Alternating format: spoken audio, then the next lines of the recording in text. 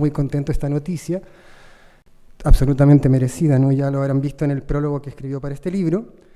Entonces era el momento de escuchar a Jesús, ¿no?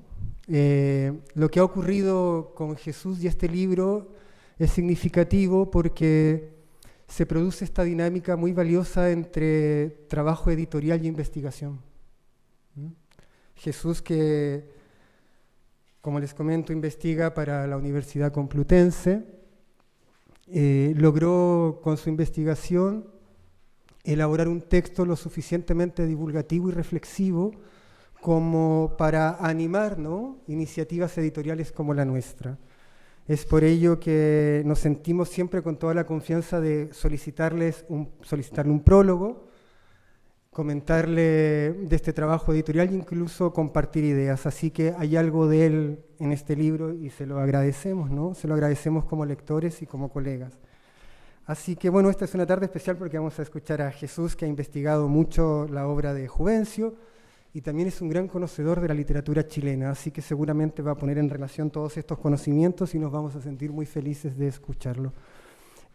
Bueno, también quisiera agradecer Atmosféricas. Somos 3 personas, que es un núcleo de trabajo muy lindo y también muy afortunado para mí porque están las hermosas habilidades de Eduardo Cabello, que está allí, y Sofía Prado. Somos solo 3 y es una fuerza de trabajo llena de amor y política, ¿no? Creemos en eso, ¿no? Hay que hacer un ejercicio político, pero lleno de amor y de júbilo, ¿no? Que hay algo de júbilo también en esta escritura política de Juvencio Valle, ¿no? Un júbilo que contradictoriamente surge del corazón de una barbarie que está amenazando la soberanía democrática del pueblo español, ¿no?, luego de haber constituido su segunda república, y que haya en el corazón mismo de su tierra la amenaza de esa felicidad. Entonces les agradezco a mi compañero por sus hermosas habilidades, nada podríamos hacer sin ellos dos. También a mi hija Olivia porque me entrega mucho de su tiempo libre para que yo me dedique a los libros y dejemos de lado un ratito los juegos, que son muy importantes también. Espero me disculpe, ¿no? También este libro es muy lindo porque además de la generosidad de Jesús con el aporte de su prólogo y de su brillante investigación en la cual se enmarca la escritura de su texto, este libro contó con la generosidad de la nieta de un fotógrafo maravilloso de España, que es Juan Miguel Pando Barrero. Y estas cosas hay que decirlas. Ayer comentábamos con Jesús, ¿no? Los libros están llenos de historia, ¿no? Llenos de historia. Y cuando nosotros estábamos realizando la investigación de este libro, empezamos a querer saber un poco más de ese momento tan crítico, ¿no?, de cuando Juvencio Valle es encarcelado por el fascismo en la cárcel de la calle Porlier. Y eran muy escasas las fotografías, ¿no?, hasta que dimos una con de Juan Pando Barrero y no lo podíamos creer, ¿no? Hay un texto muy hermoso, bueno, terriblemente hermoso, ¿no?, de Juvencio en este libro, que se los digo ya para no olvidarme. Se llama España entera es ahora una cárcel y un matadero. Lo publica después de su regreso de España. Y bueno, vimos la famosa fotografía de la cárcel de la calle Porlier, tomada en unas condiciones muy extrañas por Juan Pando Barrero. Ya verán cuando vean el libro, está tomada en una esquinita. Y tienen a los compañeros comunistas y anarquistas haciendo el saludo nazi a todos reunidos en un patio inhóspito y cruel. Y bueno, nos comunicamos con la nieta de Juan Pando Barrero, cuyas fotografías son parte del acervo del Museo Reina Sofía, y ella generosamente nos cedió la autorización gratuitamente de estas fotografías, porque le contamos además no solo nuestra necesidad, sino la historia de Juvencio, ¿no? La de un poeta chileno, un poeta campesino, un poeta de mucha raigambre española, también habrá que decirlo, ¿no?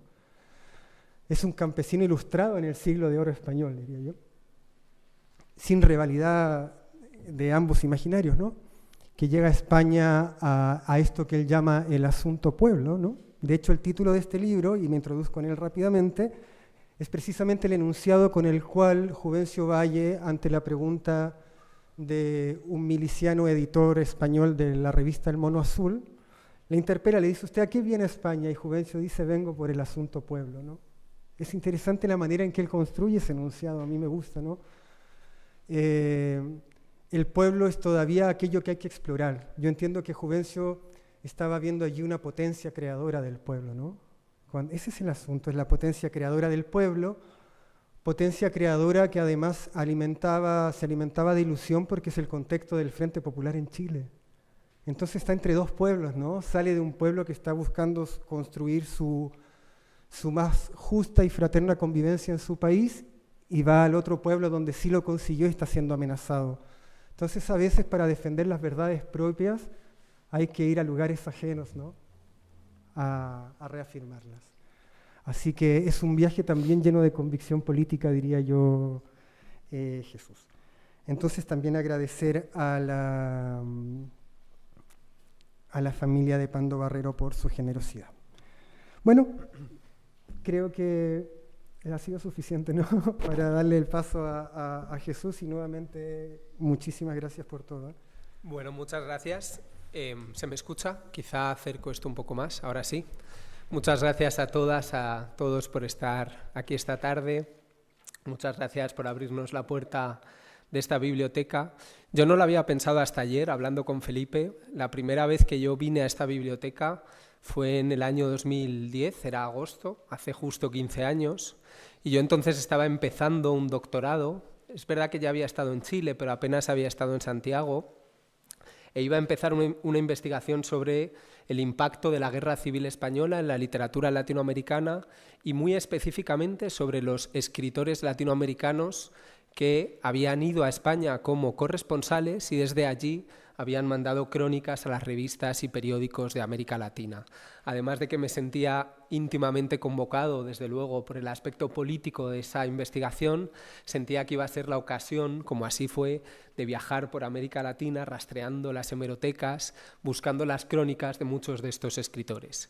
Y el primero de ellos, el que más me interesaba, y finalmente, y no lo digo por estar aquí hoy, el que más me interesó fue Juvencio Valle, así que cuando yo empecé la investigación en 2010, vine aquí a la hemeroteca, creo ahí en la parte baja, no recuerdo bien, y estuve indagando en ese material fotografiado y no sabía que 5 años después acabaría la tesis, un trabajo muy solitario, y que eso iba a posibilitar, después de que escribiera un artículo, que lo conociera Felipe, que con su generosidad se hiciera el libro, que eso iba a posibilitar 15 años después un encuentro como este, en esta sala, rodeado ahora de muchos amigos y gente a la que quiero y que me ha cuidado mucho, y sobre todo una satisfacción íntima en la medida en que el trabajo del investigador muchas veces es solitario y cuando desemboca en un encuentro significativo como este, pues es un placer. Así que quiero empezar manifestando esa gratitud.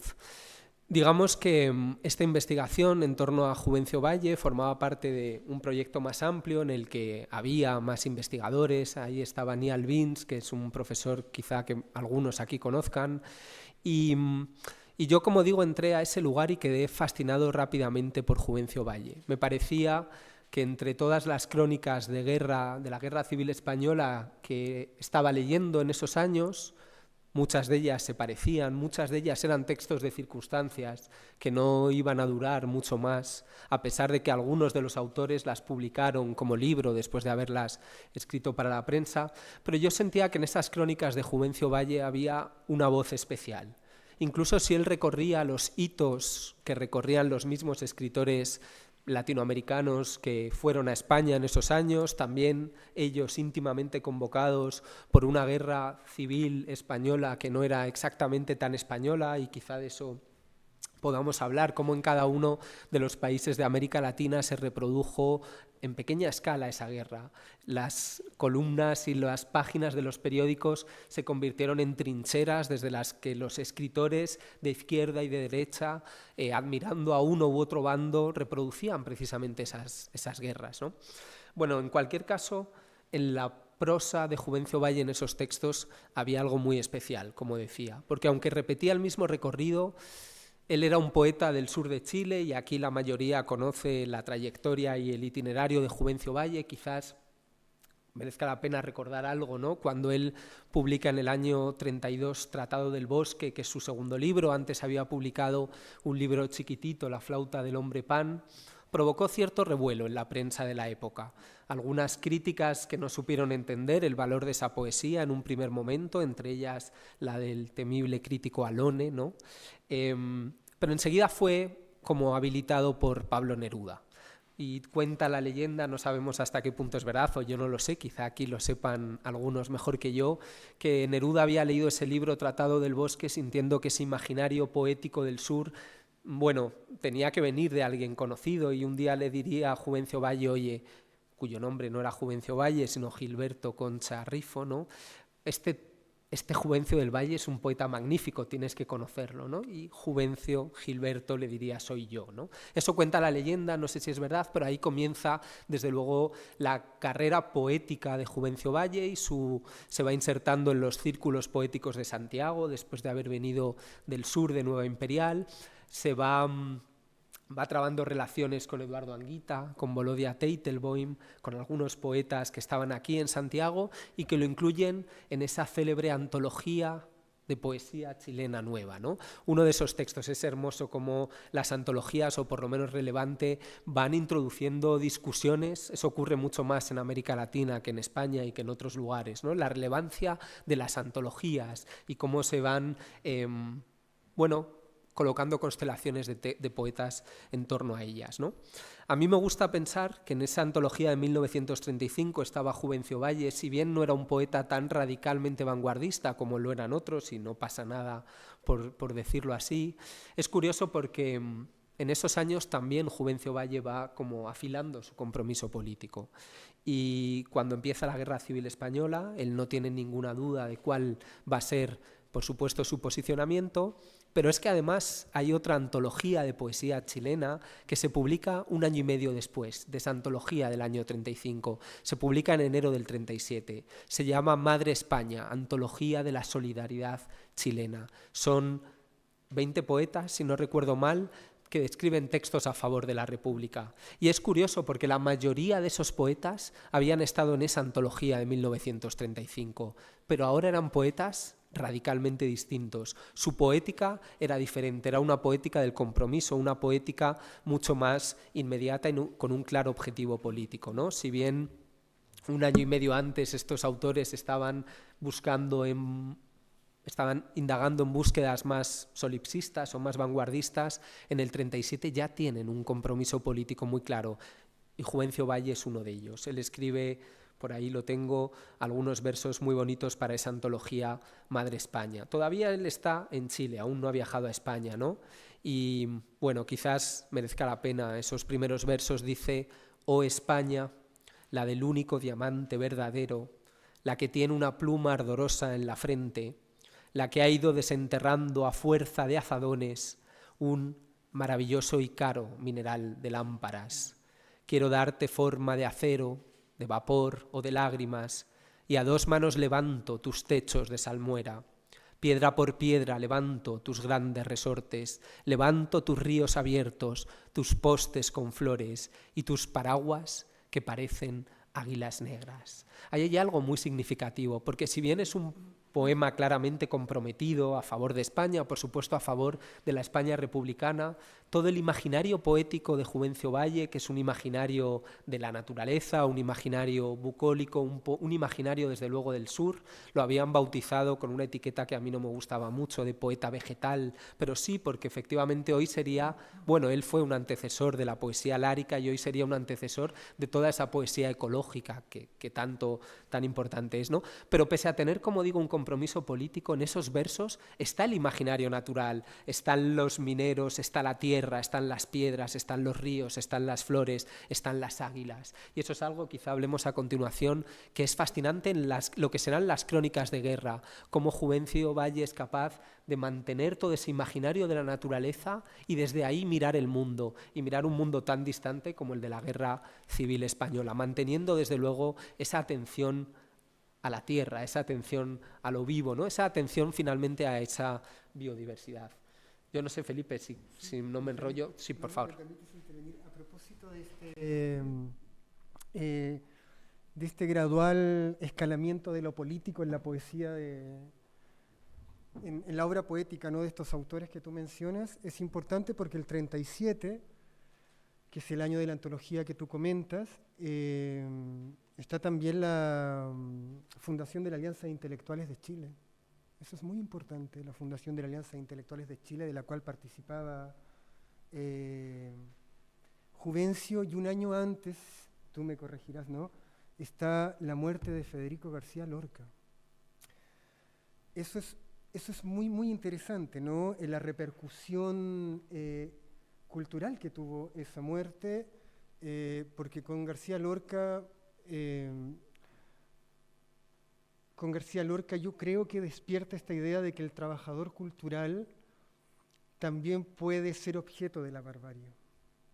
Una cosa es comprometer la letra, ¿no?, a la causa, pero otra es que el poder amenace a aquellos que trabajan con la letra. Y me parece que hay un despertar y también una especie de, no de miedo, sino de momento de reafirmar las convicciones. Y el 36, Jesús, lo recordarás, en la revista de la Sociedad de Escritores de Chile, Juvencio publica una prosa sobre Federico García Lorca. Y ahí también, ¿no?, hay una mención, se imagina el cadáver de Lorca, el cadáver heroico de Lorca, pero ve cómo crecen los frutos de su tierra sobre ese cadáver, ¿no? Ahí donde se descompone el cuerpo por efecto de la cultura, aparece la naturaleza como un espacio de rehabilitación de la vida, ¿no?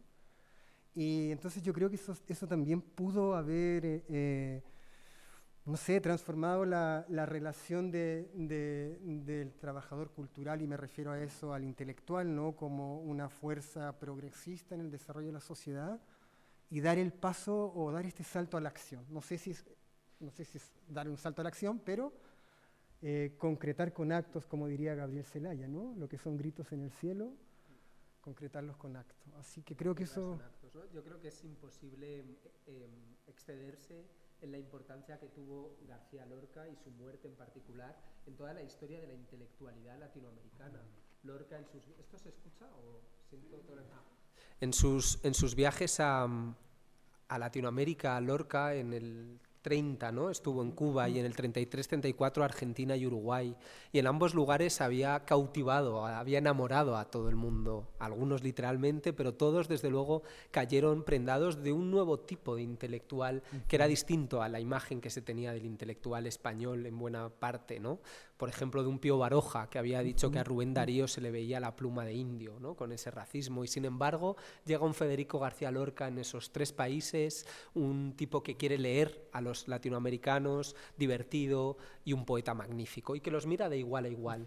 Por lo tanto, la muerte de Lorca supuso un gesto incomprensible en toda América Latina. ¿Cómo es posible que hayan matado a un hombre tan bueno? Bueno, al más grande de nosotros, ¿no?, dirá Pablo Neruda cuando toma la palabra en París, ¿no? Dice: perdonadme que de todos los dolores de España hable de la muerte de Federico García Lorca, porque es incomprensible, ¿no?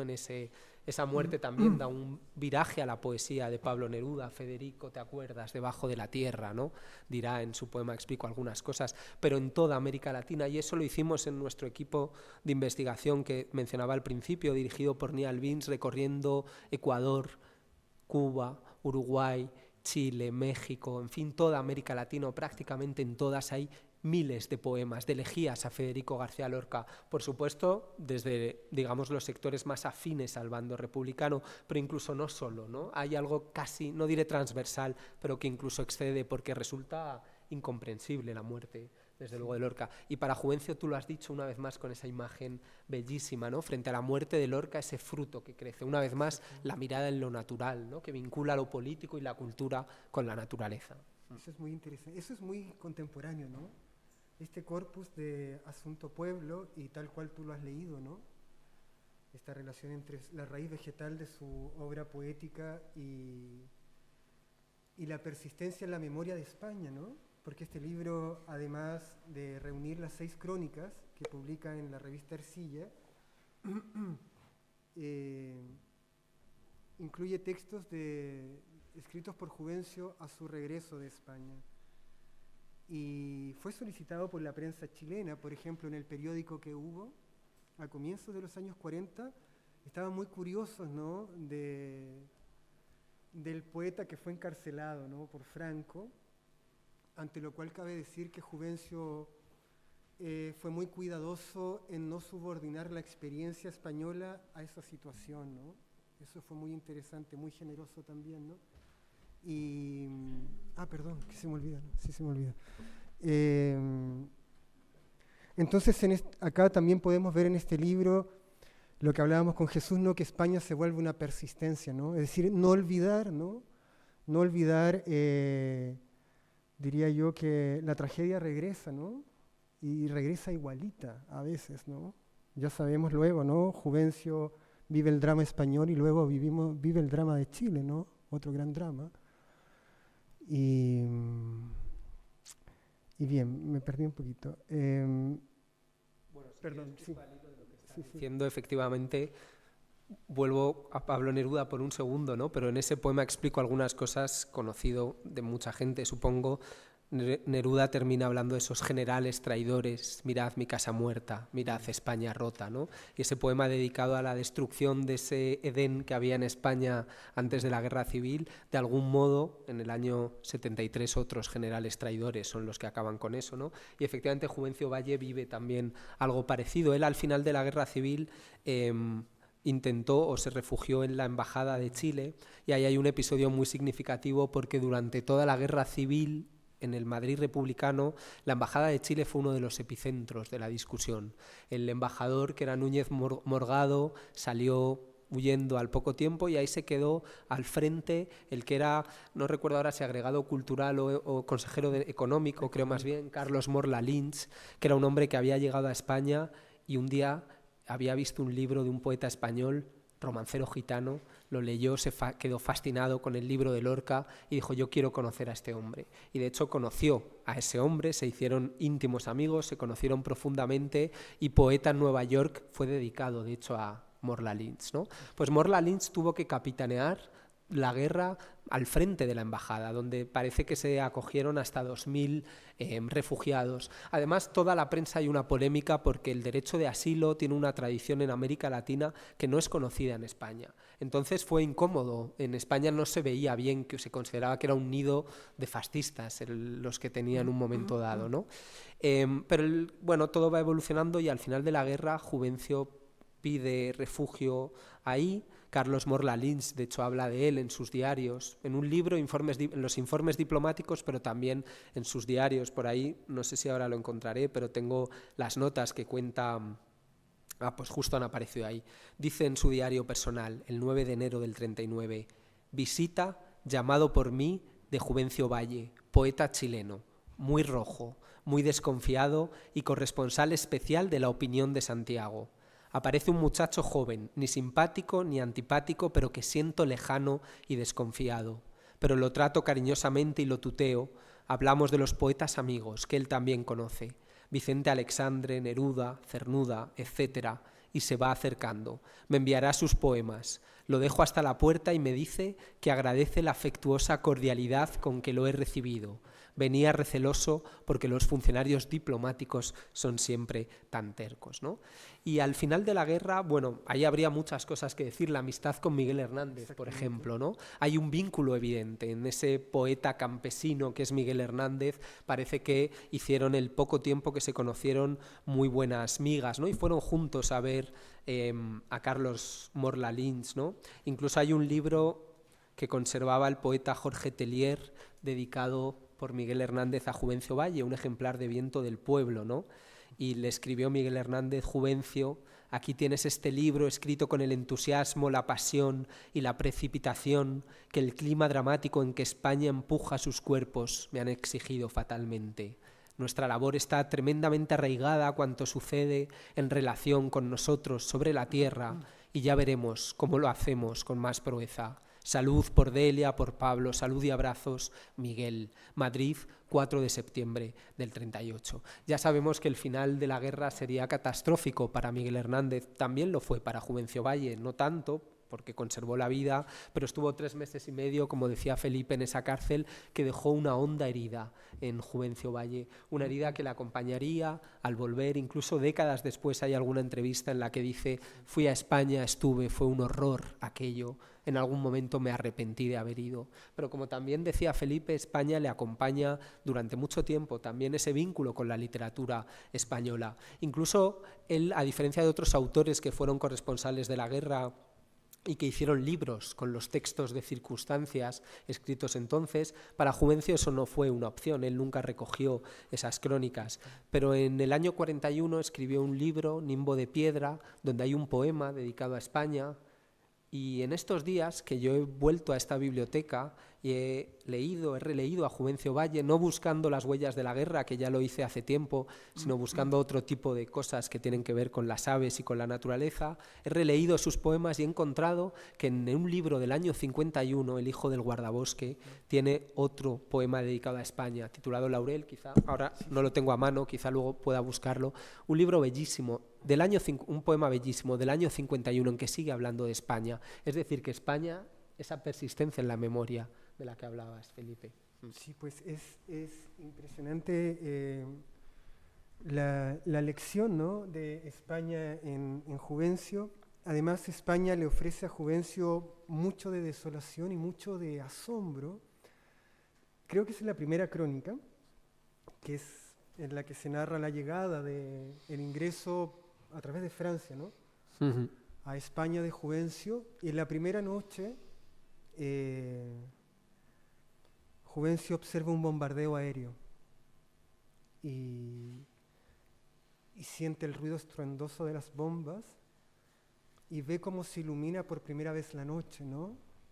A mí siempre me ha llamado poderosamente la atención esa imagen, porque a propósito de esta raíz vegetal, de este, ¿cómo decirlo?, de este horizonte campesino o epistemología campesina de su poesía, ¿no? Es decir, es cómo él entiende el mundo. La noche en el sur de Chile es una intuición, ¿no? No podría aseverarlo, ¿no?, del todo. La noche para la población campesina de comienzos del siglo XX es la promesa del reposo, ¿no? Luego de la larga jornada extenuante, ¿no?, de la labor campesina, viene el reposo en la noche. Es también cuando se sabe que cesa el trabajo, ¿no? La desaparición de la luz, el cuerpo entra en otra situación, digámoslo así, en otra condición circadiana, ¿no? Está entregado a esa segunda vida que es la noche, y verla iluminada, ¿no? Verla iluminada, es decir, allí donde en el sur de Chile se veía la constelación, ¿no?, haciendo una relación, la Cruz del Sur. Bueno, ahora no hay constelación, sino que hay algo así como cultura produciendo estragos, ¿no? Entonces, esa nocturnidad es una experiencia muy poderosa, creo, para un poeta campesino, ¿no? Un poeta del tercer mundo que llega a España, que España también tenía una dimensión agrícola poderosa para esos años, ¿no? Sería una economía parecida a lo que se llama las economías subdesarrolladas, ¿no?, en cuanto a su producción. Entonces, la guerra es una modernidad, ¿no? Es algo absolutamente novedoso, diríamos, es absolutamente vanguardista como experiencia, ¿no?, como experiencia del shock. Entonces Juvencio va y ve iluminada la noche, ve otra noche. Eso a mí siempre me ha llamado la atención. También él, aquí Jesús nos puede decir mucho más, que es un gran lirista del cielo, ¿no? Del cielo caen bombas, ¿no? ¿Qué es esa experiencia? Nos parece tan reconocible ahora, ¿no? Tan reproductible la experiencia de la amenaza que viene del cielo, ¿no? Sabemos ahora que hay drones, un montón de cosas, pero en esa época que algo caiga del cielo, digámoslo así, que introduce un elemento perturbador para la subjetividad de ese tiempo. No sé, tú me comentabas el otro día del cielo en Juvencio. Bueno, hay precisamente en su último libro, ¿no?, que es Pajarería Chilena, que es como un catálogo de las aves de Chile, termina hablando de que a él le gustaría fundirse con un pájaro, ¿no?, y recurre a un mito de la isla de Pascua. No recuerdo el nombre, Tancata Manu, ¿cómo es? Algo así, ¿no? Bueno, ella habla de que querría fundirse por ese largo cielo de Chile, ¿no? Yo pienso, uno siempre habla de la imagen de la larga tierra de Chile, pero el largo cielo de Chile es otra cosa. Durante la Guerra Civil, en realidad, no solo para Juvencio, sino para todo el mundo, hay algo inaugural. Hay dos cosas quizás inaugurales tristemente inaugurales en la guerra civil respecto a otras.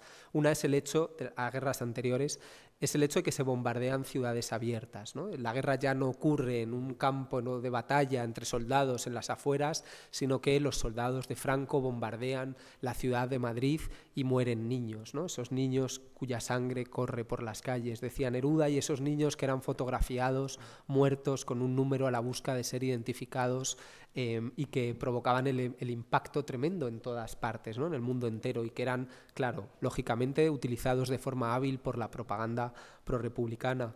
En el año 37, de hecho, se produce en España el Congreso de Escritores Antifascistas. Bueno, su nombre es el segundo Congreso Internacional de Escritores para la Cultura, pero en una España bombardeada, en una república que era cada día asediada por las bombas, se reúnen escritores de todo el mundo y muy específicamente grandes escritores latinoamericanos, ¿no? Ahí Neruda estaba al frente, estaba Vicente Huidobro, estaba otro chileno no tan recordado hoy, que es Alberto Romero, que anduvo por ahí, y de hecho la primera noche, muchos cronistas lo cuentan, cayeron bombas y vieron efectivamente, como tú decías en esa imagen de Juvencio, las bombas caer cerca, desde el cielo, ¿no?, cerca del hotel donde se alojaban, ¿no? Realmente la cultura era amenazada por el bando franquista, ¿no? Y para Juvencio Valle ese momento, ahí en ese recorrido de las crónicas, quizás dos momentos clave. Uno, cuando está cruzando los Pirineos. Es el recorrido que hacen la mayoría de corresponsales, llegan por Francia, cruzan por tierra, van a Barcelona y luego a Madrid.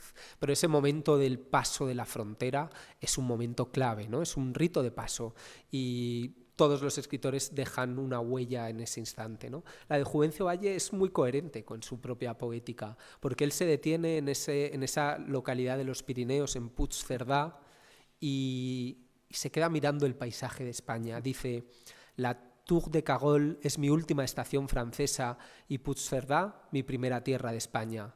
Con ancho pulmón respiro el aire saludable de las montañas de esta vieja tierra española. Y como creo encontrar hasta en la atmósfera cristalina de los Pirineos el tenso y vibrante clima de la guerra, hago un remolino con mis brazos, adelanto el pecho, enarco las uñas para probar si encuentro una resistencia bélica en el aire.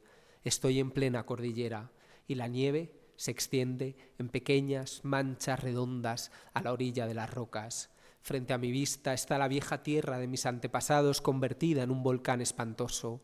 Me inclino con miedo, como delante de un precipicio, para mirar hacia ella, y desde el fondo del valle algo como una mano poderosa me tira violentamente hacia el abismo, ¿no? Muy significativo ese párrafo, además ese valle, ¿no?, ese fondo del valle que lo atrae. Y lo siguiente será la escena que contaba Felipe del bombardeo. Y ahí la reflexión de Juvencio es clave, porque dice: mi plácida poesía campesina tiene ya, en su primera hora de España, su indeleble y estremecedor bautismo de fuego, ¿no? Ese poeta cuyo imaginario poético viene de esa Arcadia, se encuentra en las tierras de Marte, ¿no?, en las tierras de la guerra, y su poesía vive ese bautismo de fuego, ¿no?, que lo acompañará ya siempre. Sí, pues y luego cuando regresa de España publica Nimbo de Piedra, y Juvencio es muy fiel a sí mismo, ¿no? Además de coherente, es muy fiel a sí mismo. Recuerdo, hay un artículo, claro, de mediados de los años 40 de Andrés Sabela, el poeta del norte, ¿no?, chileno, donde él analiza la poesía hasta ese entonces publicada por Juvencio, y dice algo que te quiero preguntar, a ver qué te parece a ti, ¿no? Dice que antes de Juvencio no conocíamos las flores de Chile, ¿no? Difícil, ¿no? Es hermoso, ¿no? Es un gran piropo, digámoslo así, es un gran piropo de parte de Sabela, pero es difícil, yo siempre me he quedado pensando, ¿no? Y él dice: luego de la catástrofe de España se retoma la era del molinero, refiriéndose a toda su poética previa a su viaje como corresponsal a la guerra civil. ¿Tú qué has pensado esta idea, ¿no? Esta quiebra, este bautismo de fuego, esta tensión que introdujo la guerra en su poética bucólica, campesina, virgiliana?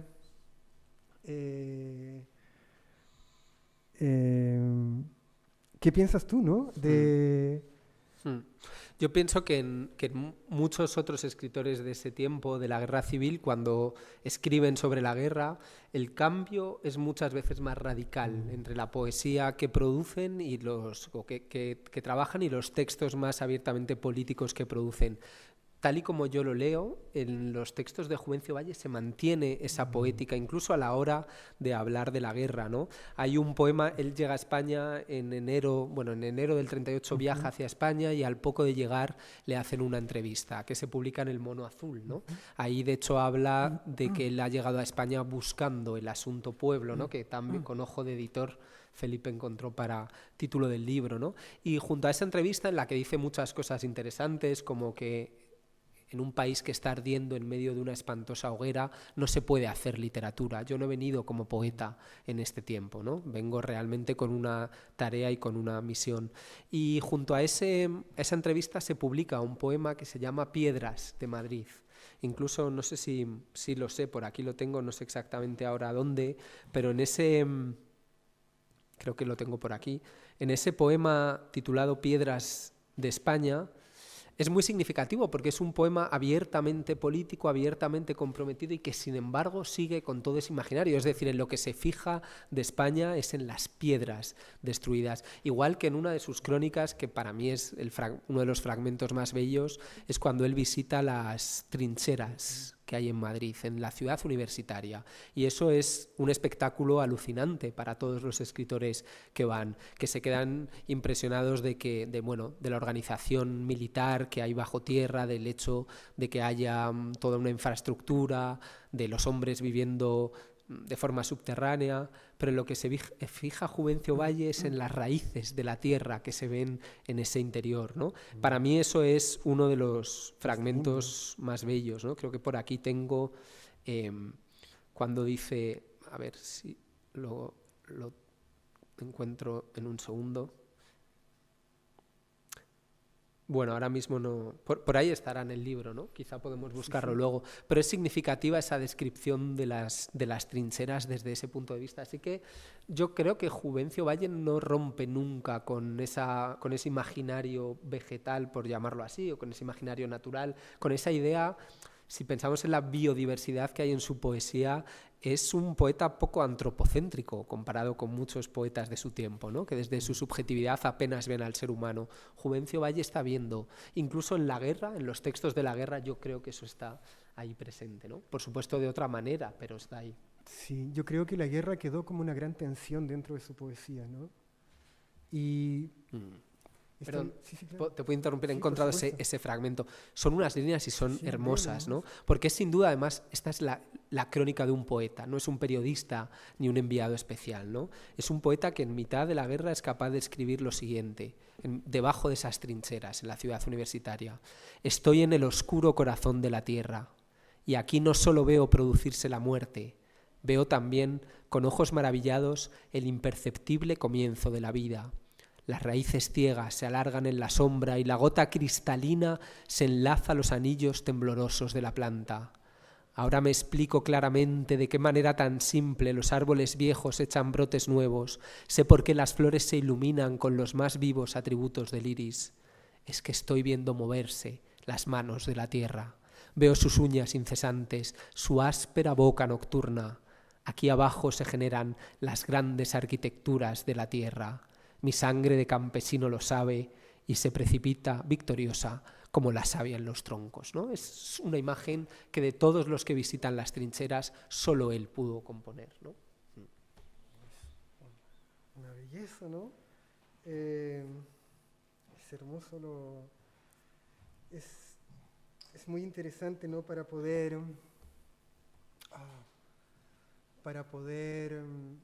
resolver ese impasse tan fuerte, ¿no? Que hay entre la autonomía estética y los compromisos políticos, ¿no? En Juvencio no está ocurriendo nada de eso, ¿no?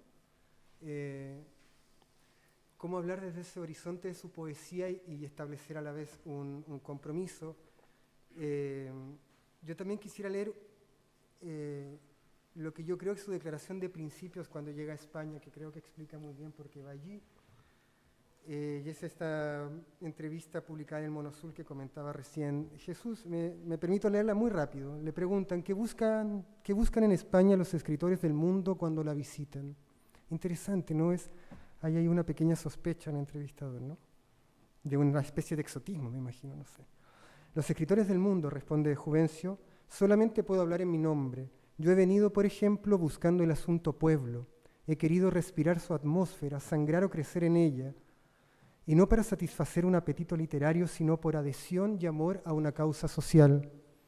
He querido ver cómo responde el pueblo a la demanda de su propia vida, cómo hace la vida de la guerra, cuál es su templo moral. Y no avanzo un metro por las calles de Madrid sin que la respuesta me salte al paso. Fuera de España las gentes se imaginan que aquí la población civil vive metida en los sótanos.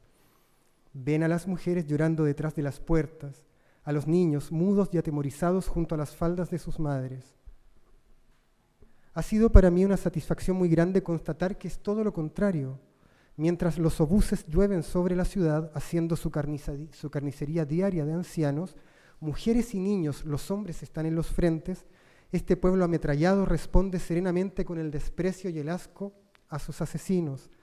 Esto me colma de satisfacción y de esperanzas porque me da alas para soñar de que así también algún día los otros pueblos del mundo, cuando se cansen de ser aguijoneados por la espalda, sabrán responder con el mismo gesto heroico del pueblo español. He necesitado llegar a este frente de batalla para darme cuenta de toda la escoria y podredumbre que corren por el mundo. Aquí no existen el señorito exquisito y la señorita inverosímil como un altar. Los hombres llevan la cazadora húmeda del barro de las trincheras. Está esto corporal, ¿no? Y las más bellas muchachas atraviesan el corazón de Madrid con sus cestas de legumbres al hombro. Bueno, eso, muy Juvencio, ¿no? Y van donairosas, como si llevaran flores frescas para una boda. Huelen a violeta. Eso lo está diciendo en plena guerra, ¿no? Lo veo claramente. En adelante, mi recuerdo de Madrid estará siempre iluminado por este nimbo de extraordinaria grandeza con que ahora lo miro. Hay sangre por las calles, cada mujer guarda un luto en su corazón, pero la canción de la vida y de juventud que alienta en este pueblo no se corta con la metralla. No hay calle atravesada en que los niños no canten todo el día. Me los encuentro inundando el barrio con sus voces, haciendo coro infinito con los pájaros y flores de esta primavera. Bueno, ese vitalismo, ¿no?, que tú mencionabas al principio y que el libro desprende precisamente eso. Es cierto que en muchos textos, digamos, de los escritores pro-republicanos, cuando llegan a Madrid, insisten una y otra vez en la vitalidad que hay en la ciudad, una ciudad que estuvo asediada y bombardeada durante 2 años y medio, ¿no?, durante toda la guerra. Y sin embargo, muchos muestran como aquí Juvencio la felicidad, la alegría, todo, digamos, bueno, el emblema de una vida que sigue pese a la guerra, ¿no?, y que está de fondo esa idea del no pasarán, ¿no? Tú decías antes, yo pensaba como que muchos escritores balbucean en estos años de la guerra en el sentido de que son aguijoneados por la mala conciencia de pensar de qué sirve un escritor cuando otros están jugando la vida, ¿no? Pensamos en esos versos de Antonio Machado que dice: si mi pluma valiera tu pistola de capitán, contento moriría, en un poema dedicado a Enrique Lister, ¿no? Como diciendo, ¿qué soy yo, un escritor? No soy nada, ¿no? Los que valen son los que ponen su vida en juego, ¿no? Los que verdaderamente llevan a la acción su compromiso. Los escritores somos en el fondo un poco cobardes, sienten muchos, y de hecho en ese congreso de escritores antifascistas los más aplaudidos, los más ovacionados fueron los escritores que venían, por ejemplo, heridos del frente, que venían con el brazo en cabestrillo porque se habían jugado verdaderamente la vida, ¿no? Ese conflicto no está felizmente en Juvencio Valle. Hay otro escritor corresponsal que se llama Carlos Montenegro, un escritor cubano de origen español, muy interesante como escritor. Él también viaja a España, escribe desde el bando republicano, y para él el momento de cruzar la frontera es un momento de terrible complejo de inferioridad, porque cruza la frontera, entra en España y ve a un soldado con el brazo en cabestrillo. Y entonces se da cuenta de que él ¿qué viene a ofrecer si simplemente viene? Y entonces ese hombre le dice: y camarada, ¿usted qué viene a hacer aquí? ¿Viene a pelear? Y dice: no, yo solo soy un simple periodista, ¿no? Y entonces siente ahí esa vergüenza durante unos segundos hasta que este hombre que es soldado que como digo tiene un brazo en cabestrillo, dice Carlos Montenegro, me puso la mano útil en el hombro y me dijo, camarada periodista, adelante, ¿no? De algún modo pase, de algún modo lo legitima, ¿no? Es la mano útil porque no es la mano que está herida, pero también es la mano útil porque es la mano del soldado frente al escritor, ¿no? Y esa tensión está, y sin embargo Juvencio, como digo, no tiene esa tensión, él escribe y tendrá, o por lo menos no la expresa de esa forma, ¿no? Sí, es cierto, ¿no? Hay una puesta en valor muy interesante de la palabra para Juvencio, ¿no? Y que por eso creo que hace esa distinción entre la palabra literaria, ¿no? Que oficia con otro valor distinto a la del testimonio, que sería la de estas crónicas, pero es una crónica que se permite, ¿no? Ya fuera así la prensa hoy, ¿no? Que se permite este trabajo tan intenso con las imágenes, ¿no? Además, Juvencio en este contexto estaba combatiendo con una inflación gráfica que tenía a la Guerra Civil de España como uno de sus objetos, ¿no? Por eso él dice, ven a las mujeres, cuando él menciona ven a las mujeres llorando, hace una descripción, yo creo, de un set fotográfico que podía respaldar o acompañar una nota en el periódico, y él trae otras imágenes, ¿no? Y a propósito de lo que tú comentas, yo creo que la poesía es eso, es devolver una imagen al mundo, ¿no? Disponer un mundo, ¿no? Es interesante, Juvencio viaja a España, pero viaja a España para lograr con su escritura nuevas imágenes, ¿no? Imágenes inéditas de la guerra, pero sin embargo esa escritura tiene una larga tradición, que es la tradición de la literatura española. Es súper extraño, es como si la literatura española regresara sobre sí misma para pensarse en sus momentos de peligro, ¿no? Eso yo lo encuentro muy, muy bonito. Uno sabe de las lecturas predilectas de Juvencio, ¿no? Quevedo, Manrique, siempre menciona el Siglo de Oro, y es sobre, digámoslo así, sobre ese acervo cultural de la letra, de la literatura, con el cual él va a dar testimonio, vuelve al lugar, ¿no? Y verlo destrozado, yo creo que es una gran crisis también para él, ¿no? Es una letra debilitada por el propio pueblo que la vio nacer, ¿no? Y eso también creo que es algo que tensiona su escritura y que sientan a España como una madre, ¿no? Como un espacio fecundador. Ayer hablábamos con Jesús, que no hay ningún gesto de colonial en Juvencio, por ejemplo. Juvencio no le reclama nada a España, digámoslo así. Y está muy bien, no era el momento en cualquier caso, y no sé si eso se puede validar en todo orden, pero Juvencio reconoce allí un espacio cultural dador, ¿no? Dadivoso, y verlo destruido por sus propias manos, eso debe ser muy doloroso como experiencia, ¿no? En ese poema que mencionaba antes del año 1951, es decir, tiempo después, que incluye en El hijo del guardabosque, se llama Laurel, quizá podamos leer, porque sí, lo que acabas de decir está contenido, creo, en estas 4 estrofas. El poema es más largo, pero dice así, empieza así el poema. Alta madre española, al hacer tu recuerdo, recurro al agua imponderable. Es decir, te separo, te preservo, te elevo y te saludo de azul con mi pañuelo. Madre, mesa florida, servilleta de lino, cuchara de plaqué, mantel de trigo. Bueno, en fin, me salto unos versos. Madre pastora, pienso que firme es tu callado y que húmeda tu zampoña entre los juncos. ¿En dónde están hoy día tus numerosos hijos, erguidos capitanes, hombres de barba y lanza, endurecidos caballeros que vienen haciendo historia desde los tiempos de Ruy Díaz hasta ahora?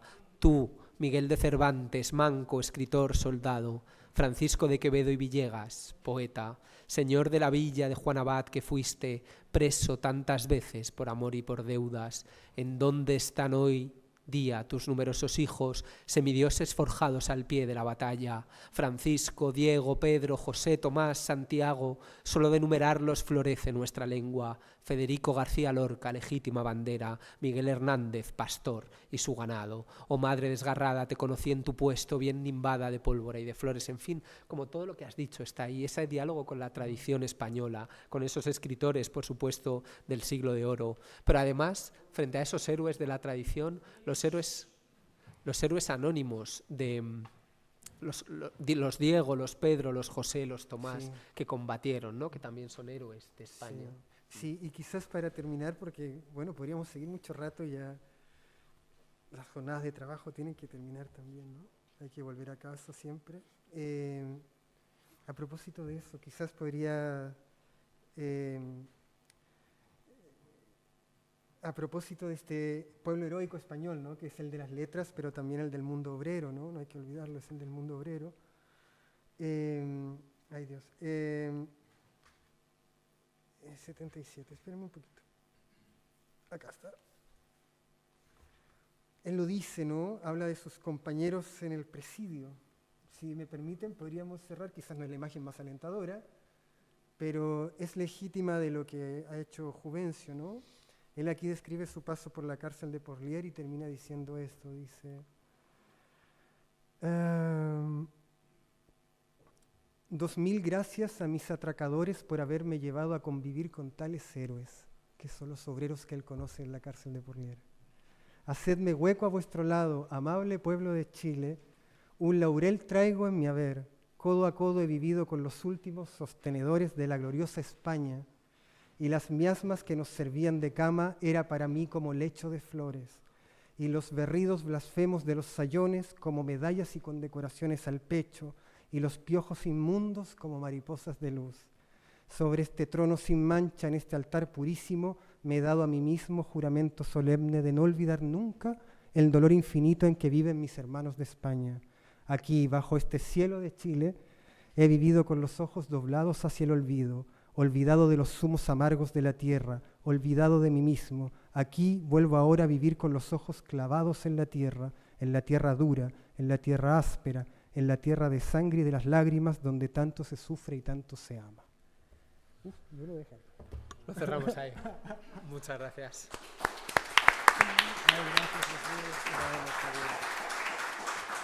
Gracias.